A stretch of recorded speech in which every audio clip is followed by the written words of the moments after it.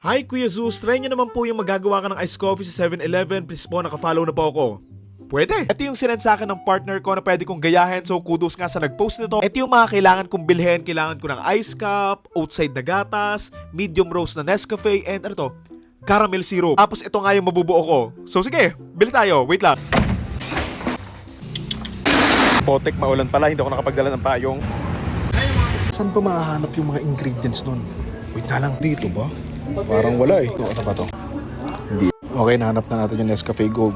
Tatlo na lang. Kung mahanap natin yung caramel. Diyan ba kasi iba nakalagay? Caramel syrup, caramel syrup. Kuha nga muna tayo ng outside. Ito ba yun? Banana?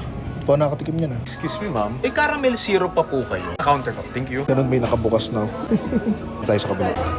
Caramel syrup na lang kulang. Yun o, caramel syrup. Yun o, kompleto. Yung pasta ako. Nakabili na ako. Uwi na. Okay, nakauwi na ako and gawin na nga natin yung iced coffee. Actually, ngayon ko lang nalaman na meron na palang ice cup pang 7-Eleven. Kasi akala ko, kukuha pa ako ng baso, tapos ilalagay ko sa machine, tapos may malalaglag na yellow, ganon. Outside milk, Nescafe Gold, medium roast, the caramel syrup. To be honest with you, hindi ko alam kung ano yung pagkakasunod-sunod ng paggawa nito. Pero sige, bahala na. Basta maghalo-halo na lang. Let's start with the outside. Butasin ko ba to? Ano kaya magiging lasa nito? Actually, curious ako eh. Okay, lagay nga muna natin tong outside milk. Buhos ko lahat. Naku, baka sumakit tiyan ko pala dito ah. Oat milk. Ito ba yung masakit sa tiyan? Ewan ko. Buhos ko ba lahat? Wala na, nabuhos ko na eh. Next is ito, Nescafe Gold Premium Roast. Ayun, cute. Para siyang dinurog na chocolate. Okay. Bango ah. Parang may potential ah. Next is itong caramel syrup. Ano kayo magiging lasa nito? Hindi ako masyadong fan ng caramel eh, pero let's see. Okay, nalagay na nga natin lahat. Haluin muna natin. Yummy oh. Okay lang ng yelo, pero okay lang din naman. Putek, napakahirap haluin. Dapat pala binawasan ko yung yelo. Ayaw eh.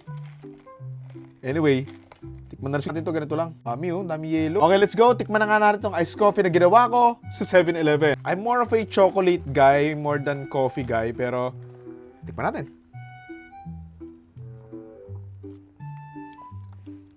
Sarap.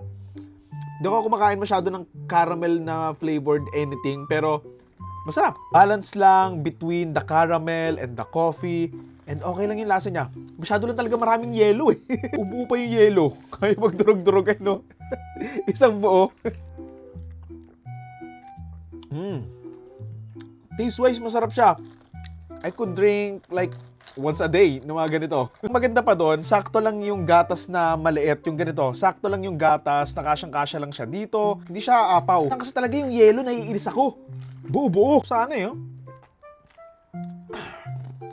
Sarap. Asa lang din talaga siyang caramel na may konting coffee. And ayun, hindi siya matamis. Okay lang. Pagka mapait nga siya dahil doon sa coffee, pero okay lang kasi nga, nababalanse naman siya nung tamis ng caramel.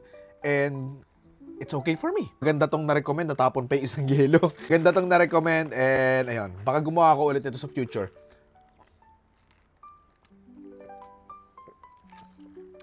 Anyway, hindi ko na lang daw muna uubusin kasi nga papatunawin ko muna ng konti yung yelo. Pero masarap. Munti ka pa matapon ah. Yun nga ang iced coffee na nagawa ko from 7-Eleven and lulunok. Masarap siya. Yun lang. Thank you!